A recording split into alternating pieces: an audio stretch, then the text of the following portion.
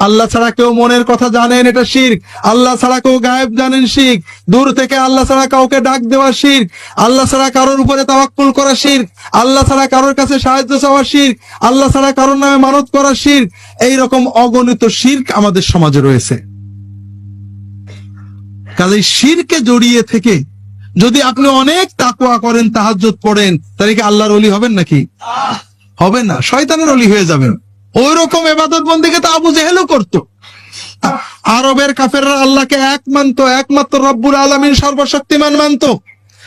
আমার লেখা কোরআন সুন্নাহর আলোকে ইসলামী আকীদা বইটা পড়লে পাবেন ইমাম আবু হানিফা রাহমাতুল্লাহ আলাইহির লেখা আল ফিকহুল আকবার। ফিকহুল আকবার মানে মনে করেন না ফিকর মাসলা, সম্পূর্ণ আকীদা তাওহীদের বই।